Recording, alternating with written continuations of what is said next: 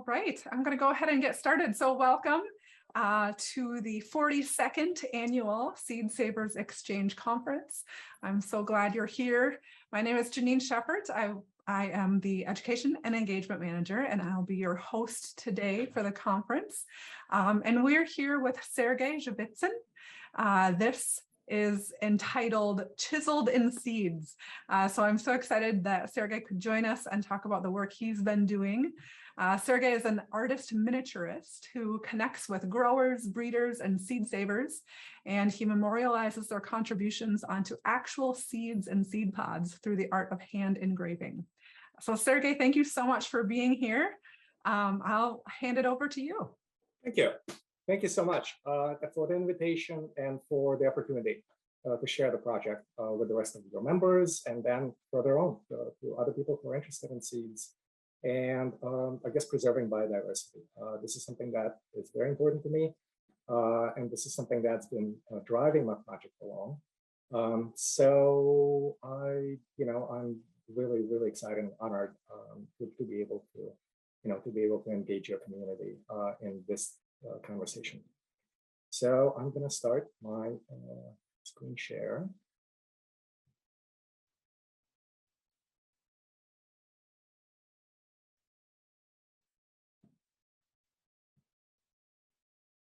And then, oops, actually, hang on a second. Yes.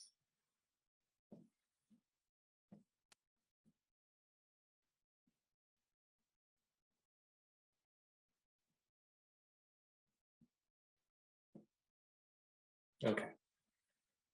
So you guys can see everything. Everything is visible. Everybody can hear me. Yes, it looks great. Excellent. Okay. So as I mentioned, it is a great pleasure and honor to join the Seed Savers Exchange community in this collective celebration of the richness of seed stories. I'm continually inspired by the acknowledged and unacknowledged efforts of thousands of people across the globe, and a lot of them are members of this organization, who dedicate their time to contribute to a common goal of preserving and enriching the strength of our domesticated plant relations. I continuously feel a great privilege and also responsibility to commemorate some of those historic and contemporary contributions with my art project titled Furrow.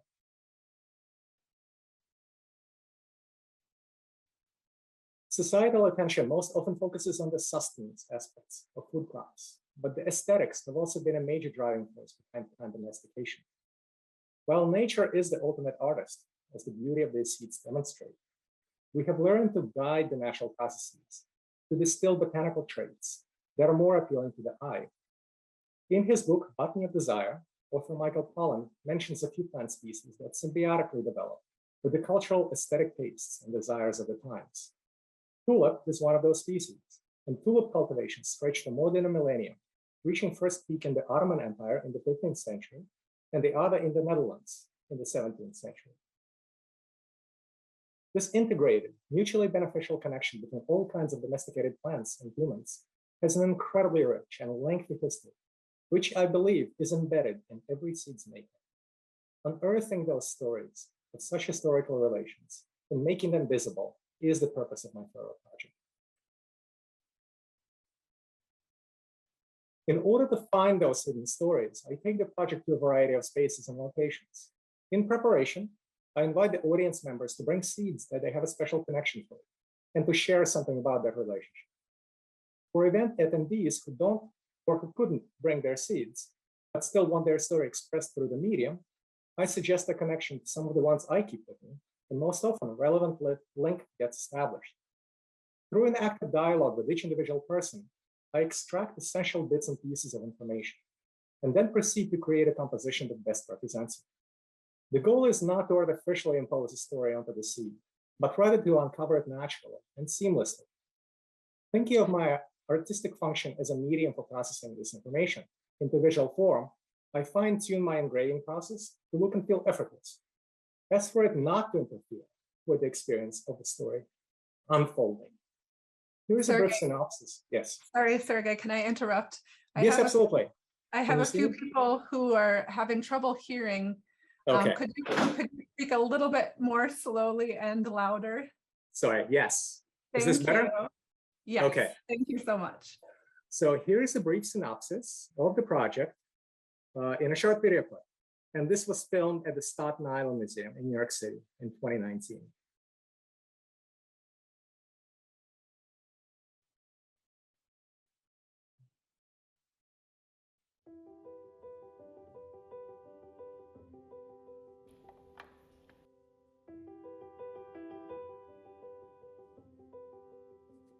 Being surrounded by nature, I didn't understand it. And the more I started learning about it, the more fascinated I became with all the little tiny details. I felt like with seeds, it was a much more potent material in terms of conveying meaning. From every culture, every society, all across the globe, people have an incredibly deep subconscious connection to seeds. I'm sort of collecting those stories and kind of depicting them in seeds in this living medium. I took a seed from one of an oak tree that has significance to the museum. And so it's very precious to people who work at the museum because it's a connection with the people that founded it. Well, one of the things that comes to mind for the motif is the idea of layers, like a strata. Yeah. It's almost like accumulation of layers that would create evidence of what came before. So let's see.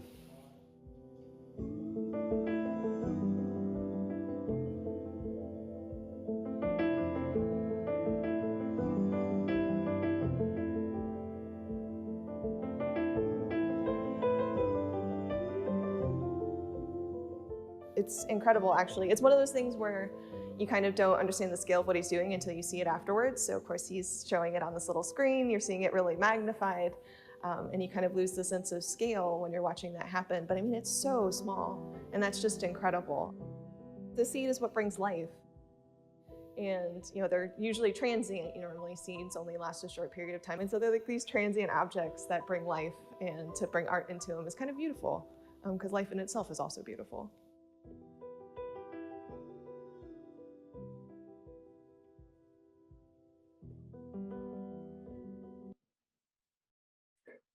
So the tool making and the handwork skills, including engraving, were a part of my long-term occupation as a fine and art jeweler. So this is some of my past art jewelry work, with many of these pieces now in permanent collections across the country. Gradually transitioning from traditional precious materials to found materials of both inorganic and organic origin has also expanded the focus of my theoretical research from artificial cultural constructs into the natural world and its role within our contemporary society. The materials that I worked with from top left, hypodermic needles, shaped memory metal nitinol, hands from watches, poultry egg shells reinforced on the inside with carbon fiber, fine-toothed saw blades that jewelers use, glossed wax sterling silver, and then once again, hands from the watch. And well, all of these pieces are wearable. Some of them are more wearable than others. But this was the project that first started me on the path of illustrating seed stories. A jewelry commission from an old client whose sentimental fascination with the morning glory plant opened my eyes to the deep and lasting relationships that people could have with specific plants. My client grew up in segregated southeast of the United States, and for him, this specific flower became a symbol of reaching across the racial divide when a Caucasian neighbor growing morning glories on her fence welcomed and embraced an African-American youth. This plant made important appearances at significant points later on in his life, and this valuable relationship eventually led him to his wish to commemorate the plant for his wife in a jewelry format in precious metals, fine gold and sterling silver. So here is the sterling silver set. So in order to accomplish the graduated seed size needed for the design, I collected all the commercially available morning glory cultivars and was eventually left with hundreds, if not thousands of seeds after the jewelry pieces were completed. Having an inkling of further potential of working with actual seeds, I decided to do a few experiments that eventually led me to the current form of the project. Another piece of the puzzle in the conceptual makeup of the project came as a result of attending a lecture by our local Hudson Valley arborists, who mentioned stratification and scarification techniques that are used by plant propagation specialists to increase and speed up germination rate. Cutting a line or a channel in the seed coat is already a viable farming practice, and by adding an aesthetic dimension extends it into the format of art. But in the first reiteration of the project, I set up a germination laboratory and tested the engraved seeds against control, arriving to the conclusion that augmented seeds work similarly to the scarified seeds in making germination more efficient. I think the exact number was it doubled.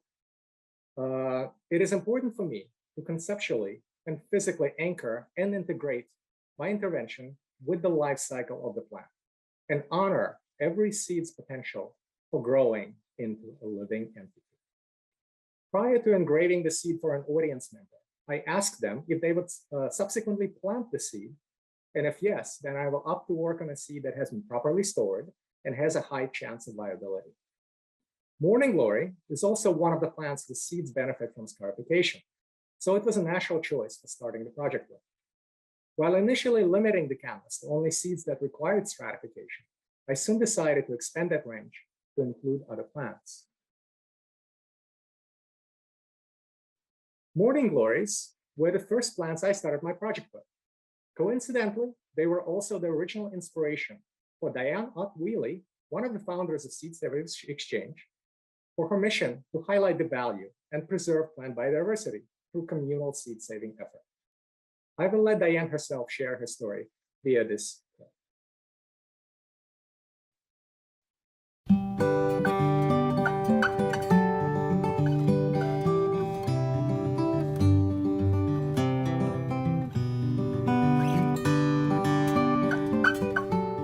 I'm Diane Ott Whealey, and I'm co-founder and vice president of Seed Savers Exchange.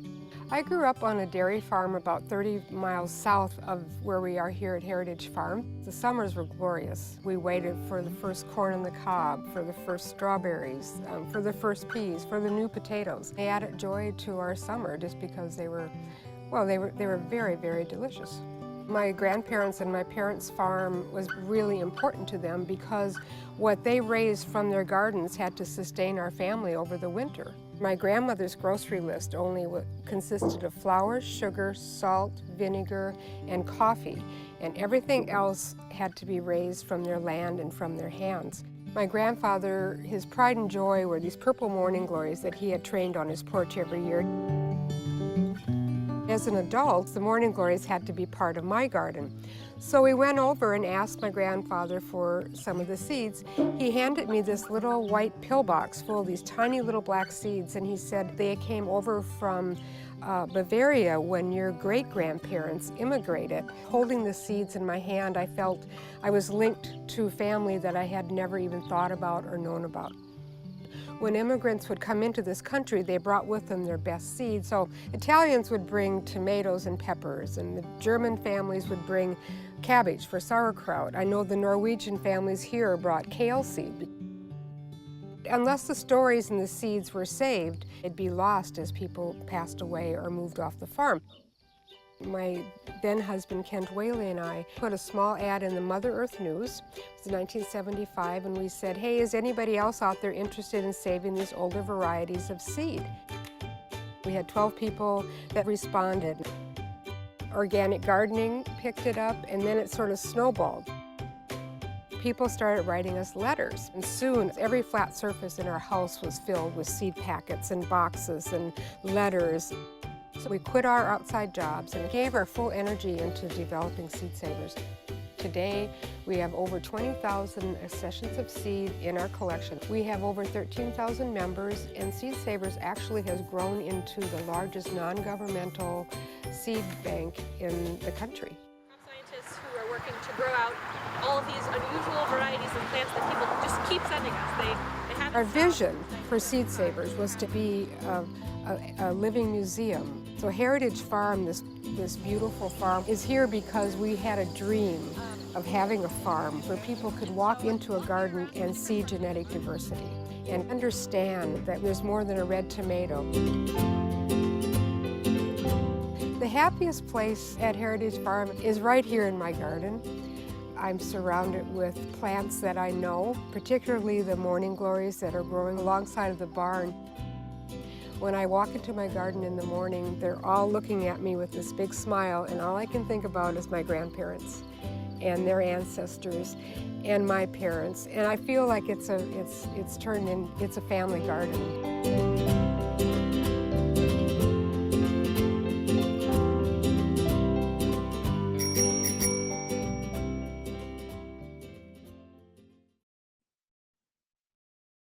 So I felt really honored to have been asked to make a seed commemorating Diane's story in conjunction with this event. This particular story felt very important to me. After doing some research and an additional phone interview with Diane, the concept that stood out most was how the plant facilitated the symbolic connection of one individual to the entire lineage of their ancestors, who for centuries valued the continued presence of the plant, kept cultivating it, and passing it on to their descendants to grow. To represent that idea, I envisioned the morning glory vine becoming a tether and a path for connecting people. In acknowledgement of the fact that due to their tiny size, seeds of Grandpa Ott's plant are the smallest size of all the morning glory varieties I encountered. Highly relieved surface and texture, and a very, very fragile sweet tone. So a seed of Grandpa Ott's is very difficult to work on. So I knew I had to make the drawing extremely simple and concise. And you can see the final result in the lower right corner of the slide.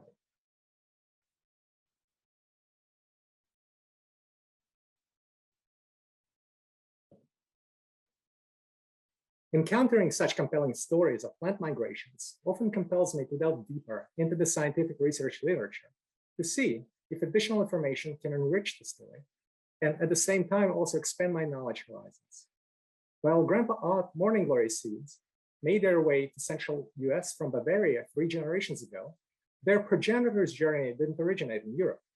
The family of morning glory plant is endemic to Mexico, but after Columbus's voyage, it was brought to Spain with ensuing colonial trade. From there, its cultivation further expanded into the rest of Europe, only to come back to North America in slightly different forms centuries later. With expanded access to genetic testing, the nuances of this back and forth journey can now be extrapolated. The morning glory plants collected in southeastern US exhibit genetic markers pointing to the so-called bottleneck effect that could only have come from a period where the plants were extracted from their native cohort, transplanted elsewhere, and subsequently reimported later on.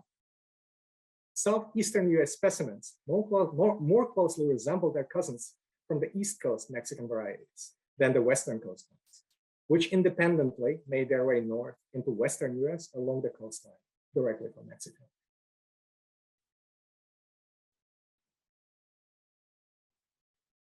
In addition to expanding my knowledge of the history of plant migrations, I'm also in search of historical precedents for the incised seeds. When exploring the history of lima beans, I stumbled upon an article describing their role in the ancient moche culture of northwestern Peru, which some scholars date back to as early as 200 BC. Some scholars infer that in moche society, lima beans weren't cultivated as a food crop, but rather as a symbol of divinity or higher order. There are multiple depictions of bean warriors, possibly signifying a religious affiliation or belonging to a special societal caste. The clay vessels of that time period also portray various bean markings, hypothesized to have been used to communicate information. It is suspected that the seeds themselves were especially marked, either painted or incised in some orderly and repeatable fashion, all across the moche region of influence, and signified agreed upon values or signifiers. Using a more or less orderly and universal vocabulary of bean markings might have even eventually resulted in the first hieroglyphic system of writing in the Americas. And while the researchers were aware that lima beans can be selectively bred to exhibit a more specific pattern, the geometric nature of the patterns on these beans point to their artificial origin. Since no actual beans from that period survive, there is, of course, room for some doubt and interpretation. In the near future, I intend to delve a little bit deeper into this specific bit of history and take a trip to Peru to explore these ancient bean ideogram connections firsthand.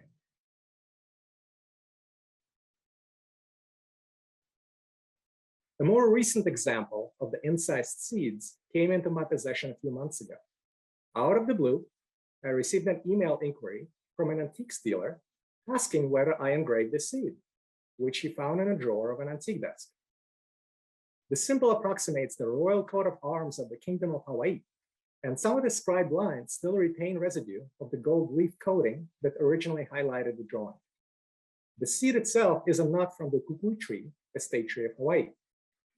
In my subsequent research, I was able to establish a rough range of time period when this seed was probably made, to between 1874 and 1884, based on the subtle changes in the heraldic symbol in the history of Hawaii. Based on the geometry of the backside, it also seemed to have been a piece of jewelry, probably worn as part of an official regalia by an administrative office holder, maybe even by the Majesty himself. So who was the likely maker of this late 19th century artwork? The geometry and style of incisions into the seed coat directly reference the craft of scrimshaw, where bones and teeth of sea animals were used as a substrate for depicting various nautical themes. Together with tattoos, they were fashioned by active or retired sailors themselves. This art often exhibits some remarkable level of skill in regards to the details of carving and knowledge of the subject matter. I ended up acquiring this piece in my personal collection.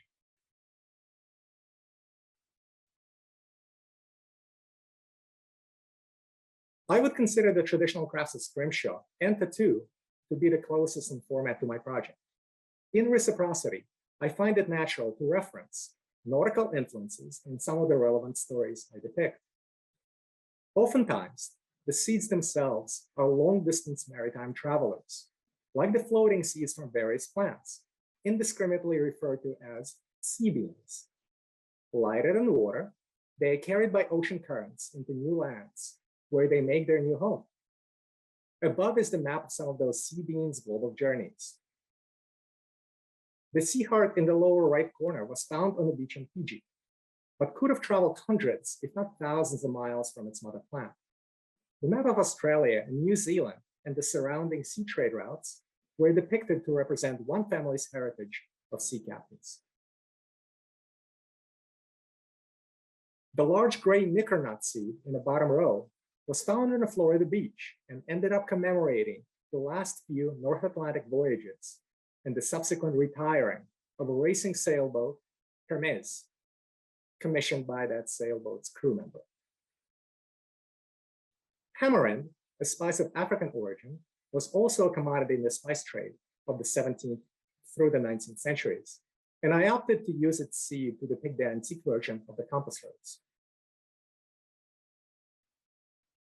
While not technically seaworthy, balloon vine or heartseed is another plant that jumped continents from Australia to Indonesia, South Asia, Africa, and into the Americas. While not technically a spice, the historical spice trade was the most likely culprit in the distribution of this plant. To reflect that connection, I depicted several varieties of historical merchant ships with the East India Dutch Company trader vessel shown at the seed, in the seed at the bottom left corner.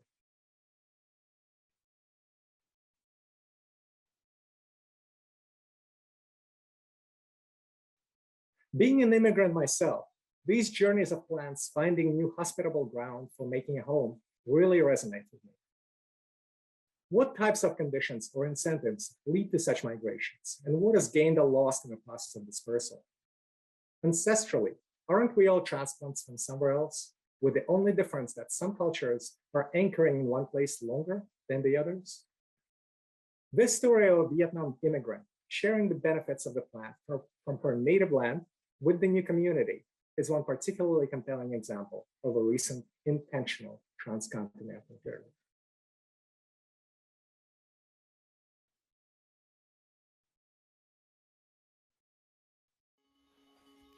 Please have a seat. Well, welcome to my studio. I'm so happy you're here. I know we've talked a little bit about sort of the inspiration for the seed and the person who this seed would be for.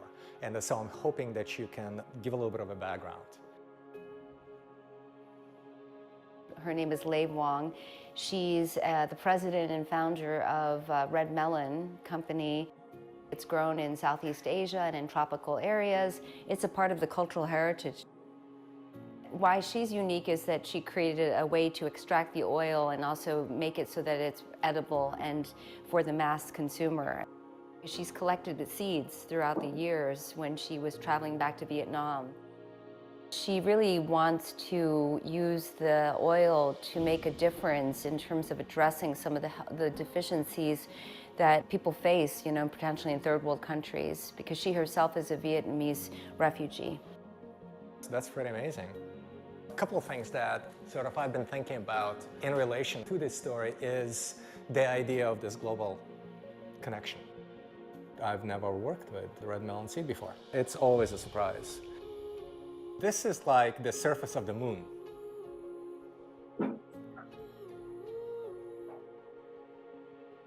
What would be really cool is if I juxtapose the silhouette of California and the silhouette of Vietnam. One of the things that I love to think about when I'm working on seeds is that the stories are already in them. They're already in the seeds themselves. So what I'm doing is actually I'm revealing what's already in there, naturally. It's this connection that is super, super important to me. It's sharing sort of similar values of appreciation for nature, but also acknowledging that everybody has sort of a story to tell.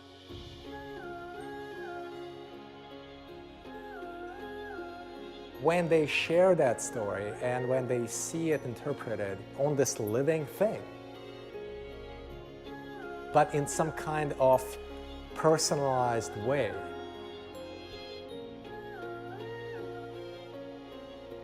something changes in them. There is a much deeper appreciation connection, and it enables me to, to draw out these emotions that I've never been able to invoke in any kind of other art project that I've done before. This seed is on loan to you. It's on loan until you plant it. And when you plant it, you nourish the plant that comes out of the ground, you save the seeds, Yes. and then you can bring it back the following year, and then I would redo the project for you. It's this connection of people and seeds. Oh, that's beautiful. That's just gorgeous.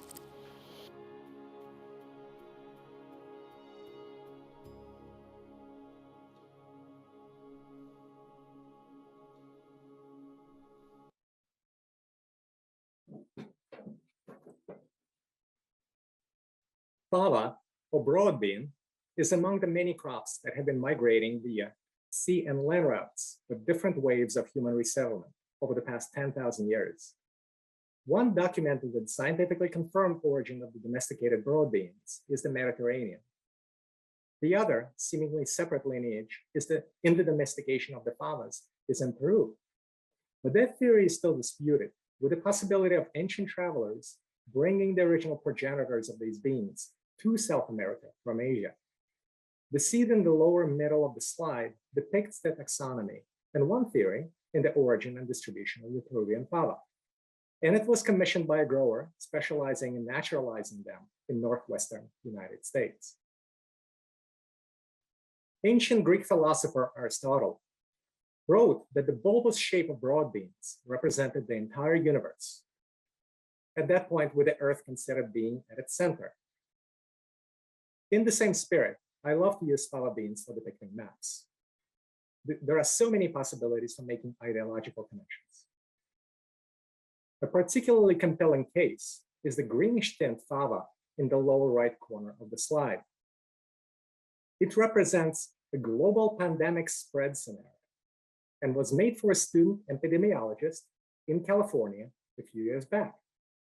Coincidentally, That conversation about how tiny and connected our world is, and how easily a disease could spread to the rest of the globe through major transportation hubs, represented in this piece, took place at just about the same time as the first cases of COVID-19 were surfacing in China.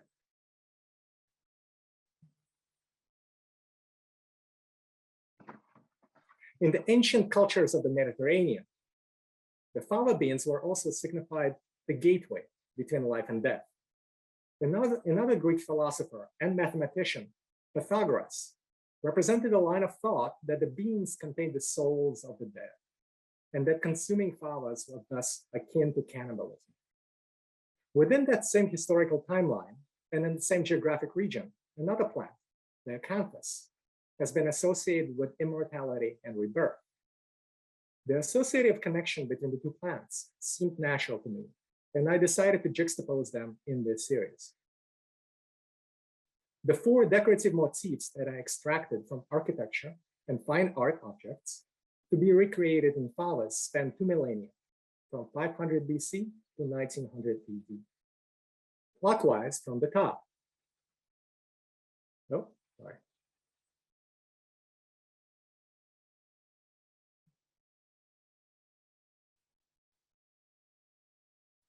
A segment of an architectural ornament from a Greek temple of the classical period, a border ornament from a book illustration of the late medieval period, highly ornate but still nature-derived stylization of the Baroque period, and an even more abstracted stylization of the Rococo period.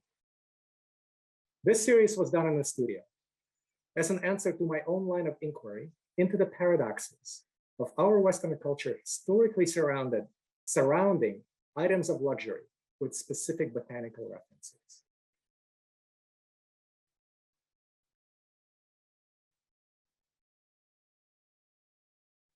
This is a collection of various symbolic motifs that I engraved over the years.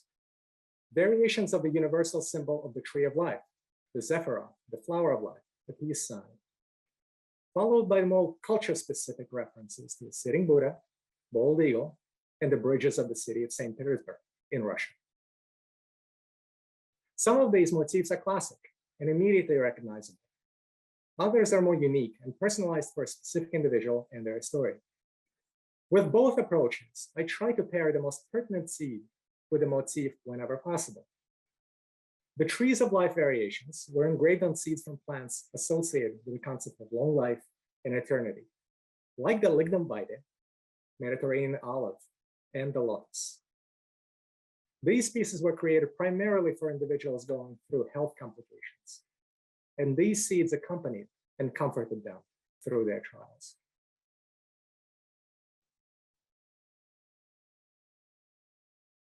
Some motifs are recurring. The phoenix rising has an especially strong collective resonance with many, and it has been requested often at different times and in different contexts. This motif seems also be particularly relevant to the nature of a life cycle of a plant. Seed germination, plant growth, flowering, fruit production, seed release, death, repeated again and again. The original phoenix motif, the seed in the lower left, was done early on in the project's timeline to be given as a gift to console the family of a loved one who had passed away. The departed was an artist, and the motif was directly based on a sketch from their sketchbook.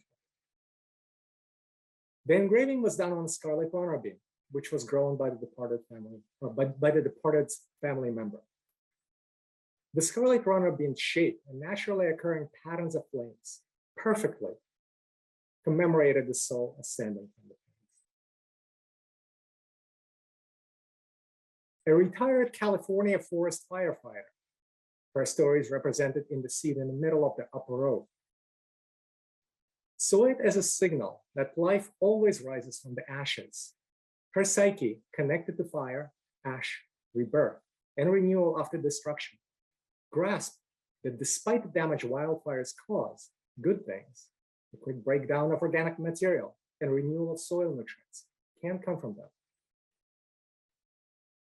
At another time, a recovering alcoholic in Philadelphia 12 years sober, viewed possessing the seed with the phoenix as a reminder of the regeneration of hope, potential, rebirth, transforming their life, a reminder of second chances, and giving him what was needed to meet each and every need. In yet another setting, a glass blower connected the phoenix to working with fire, the seed in the lower right. Thinking it too literal, I opted to ask him more questions around the subject and his life in particular. He disclosed more personal information about his recent breakup and an ongoing intense reevaluation of his identity. He went so far as to take off his shirt to reveal a giant image of the mythical creature tattooed on their back. At that point, I was totally convinced that it was indeed the right motif.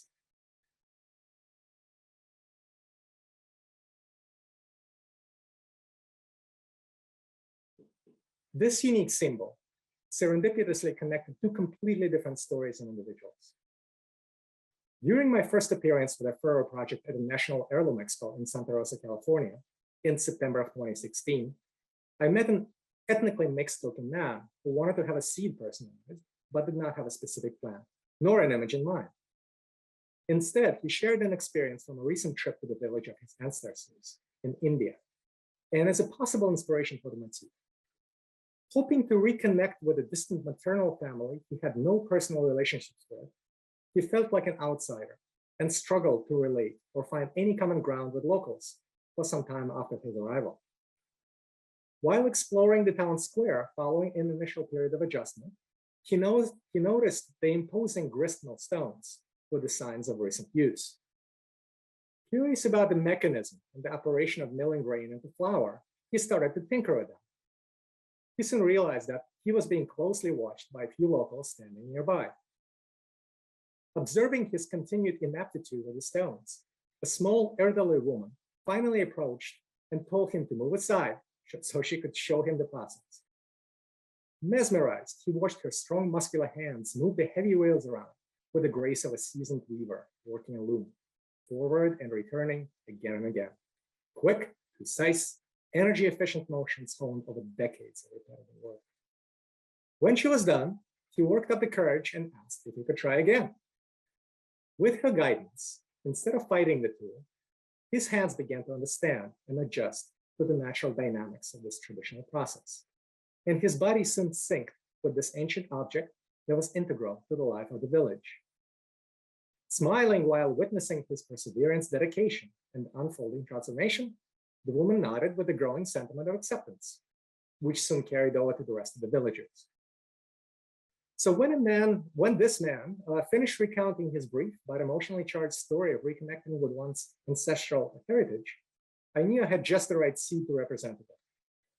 A droplet-shaped seed of tear grass, Job's tears, a wild-growing, grain-bearing plant native to the Himalayas, whose domesticated cultivar, commonly referred to as pearl barley or adlay millet, is widely used for making flour, drinks, and folk medicine throughout Asia. The historically diverging and converging lineages of the wild and domesticated varieties of this plant figuratively parallel this man's journey. My mind also visualized the motif based on the graceful motions of the old woman's hands working the millstones. I channeled the essence of those movements when cutting the flowing, ribbon-like lines that overlapped one another. As my chisel flowed back and forth from line to line, progressing through the composition, out of the corner of my eye, I was noticing the man reliving his recent experience. When I connected the ends of the final two lines, the one vertical line that is in there, the up and down of the two ends of it, to create a continuous loop and allude to the mathematical sign of infinity, the man was visibly transformed. I sensed that the seed rooted him back into the soil of his ancestors that he had been pulled from. Interpreting and engraving this man's story and watching his reaction helped me realize the power of the project to elicit and rapidly release the very deep and powerful subconscious energy of kinship that people have with seeds. Like no other project I have made at this point in the 20-something years of my art making practice, this seed's emotional connection to that man touched on something so primordial that it felt universal. 5 years later, at a local Hudson Valley food and agriculture event, I met a grain farmer from Wild Hive Farm. He regularly experiments with growing heirloom grains in the Northeast. He is also a miller and recounted the historical importance of millstones as community hubs in rural America. When I mentioned the story of the millstone gesture seed and showed him the copy I happened to bring with me, he replied that during his own travels to India, he witnessed the use of the same traditional millstones and was also mesmerized by the dance of miller's hands working the tool. He also said that he couldn't recall the name of the grain he saw there, which he suspected was going to do very well growing in the climate of the Northeast. The seed I was showing him looked very similar. We were indeed conversing about the same Adelaide millet plant. And now there's a good chance that this cereal crop will become a part of the grains grown here. The connections that unfolded in this exchange felt so compelling to me that I gifted the Miller Farmer Experimental Grain Breeder a replica of the seed.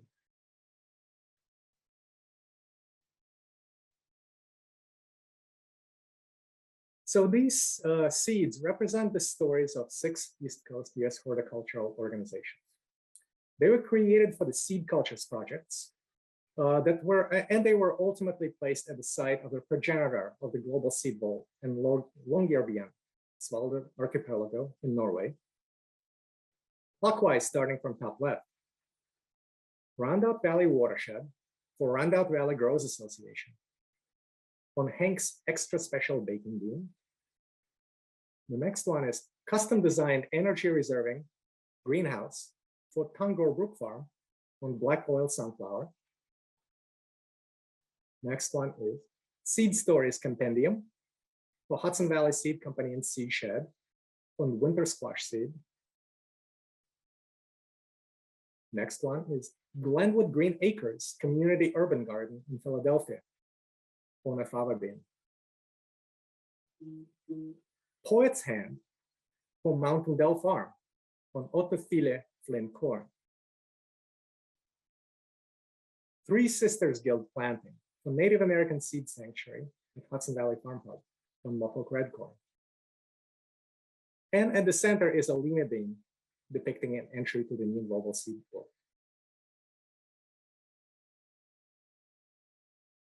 I was among a group of about 24 artists working with seeds who, as part of the first group in 2018 and a subsequent cohort in 2019, were chosen to make the work for preservation at Nordgen Seed Bank at a coal mine in Longyearbyen, about half mile from the location of the new global seed bowl. The 2019 trip to Svalbard was a highlight of my recent travels.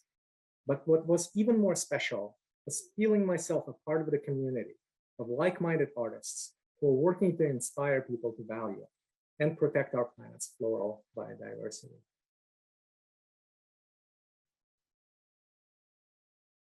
Each one of us artists has a unique way of sharing our common inspirations, and I encourage this audience to explore more of my colleagues' work at the following links. And we're also going to post the same links in the chat so that you have easy access to it.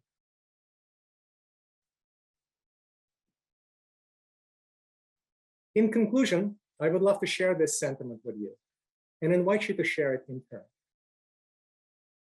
Through mirroring other people's stories, this project made me realize how much we all have.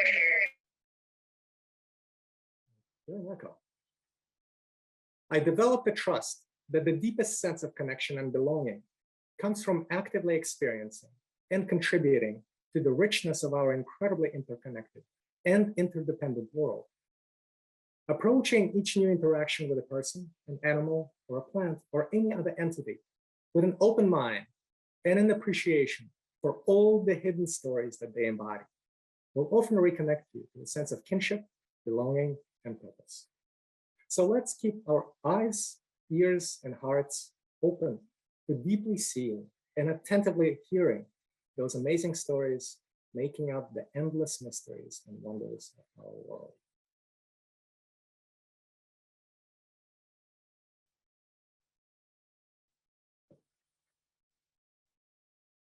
Thank you so much, Sergey. What a beautiful presentation. Thank you. Thank you for hearing. Thank you for. So we are now ready for a Q&A. If anyone has questions for Sergey, please go ahead and type them in the chat. At the bottom of your screen, you'll see different icons. One of them says the word chat. If you click on that, you can type any questions you have there, and I can read those off to Sergey. Sergey, I did have one question I saw come through. Just asked for you to repeat the name of the plant that you gifted the miller. Adlai millet, or pearl barley. Great, thank you. Yeah, this is so beautiful. I loved the going back to the image of that you did on Grandpa Ott's Morning Glory. That's a seed that, you know, we at Seed Savers talk about all the time and hear about all the time. And it was really fun to see your interpretation of that story as well. I'm curious how much time you spend with each person before interpreting their story onto a seed. It kind of depends. Normally, for example, the organizer, when they invite me in, they create a sign-up sheet. And there is about, well, I would say we try between half an hour to an hour for each time slot. So obviously depends on the seed itself and the story, and how quickly we arrive to something that I can interpret into a, you know, a concrete illustration. Sometimes, you know, the dialogue takes 25 minutes and, you know, the actual engraving takes 5. Sometimes the dialogue, you know, takes 5 minutes and the engraving takes 55. So it varies.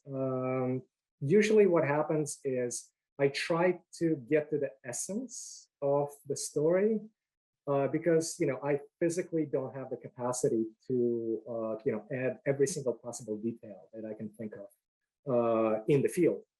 You know, there's just not enough time.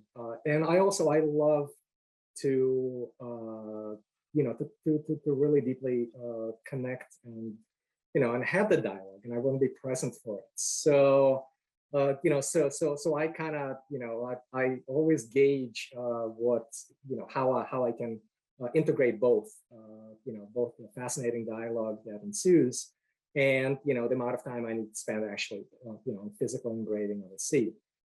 Of course, when I go back to the studio, and, you know, and I have this sometimes I have this absolute urge of, like, this was an amazing story, an amazing seed.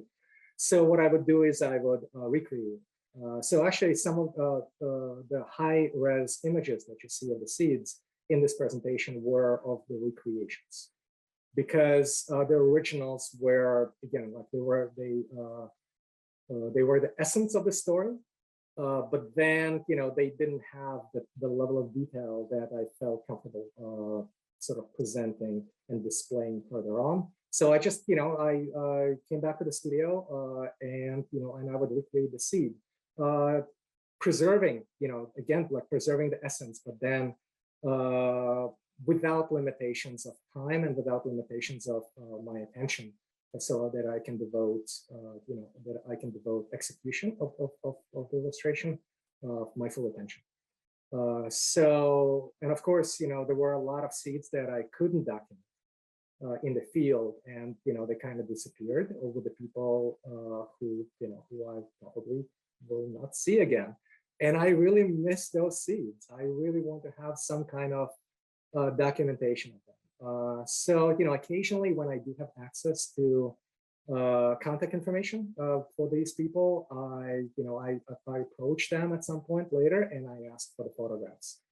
So, and, you know, and some of them actually in this presentation, there were some that I took in the field, or they were shared with me post-factum. And, you know, and then I added them in that capacity. But so some of those are actually originals.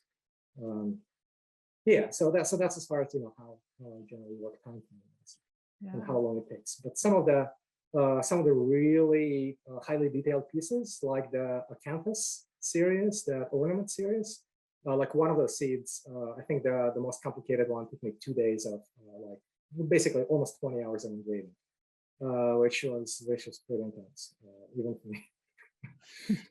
That's amazing. I have someone asking, what is the smallest seed you've ever worked on, and noting how incredible it is, the amount of detail that you can get in such a small space. So I tried a mustard seed, Wow. and I sort of, I could have actually done it if I was not clumsy enough to sort of pass it through my fingers and it was lost for posterity. So, but that was, that was sort of the smallest one. So that, I would say that's about 3 millimeters, just under 1/8 of an inch. I guess it was a larger mustard seed. But normally I would work on something that's, I prefer to work on something that's larger than 1/4 inch in dimension. And also depending on how large the seed is and how well it takes to engraving tool, it will, it will basically determine the level of detail that I can put onto the piece. Like that Morning Glory, the Grandpa Ott's Morning Glory was, this was a 3rd try. This was like, it was literally like, I mean, this was like the most challenging seed that I've had to do. Oh, no. Yeah, so this was something that I was like, oh, okay, so I better step up to the plate for this one. Yeah, so literally, but I had to, I really had to strip everything down to its pure essence of the story, and that's it, the pure image, as little detail as possible.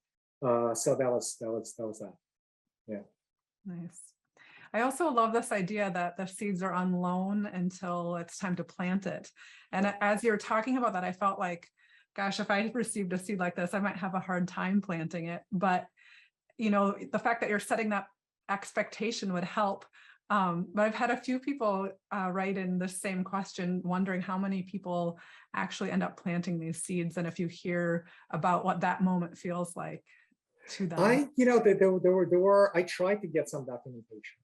I know some people did plant the seeds, and I did get documentation from one specific person. It was, actually, you did see a replica of that seed. That was a teddy bear sunflower, and it was the map of Europe with the 5 capitals highlighted with, sort of a little star. So she planted the original one.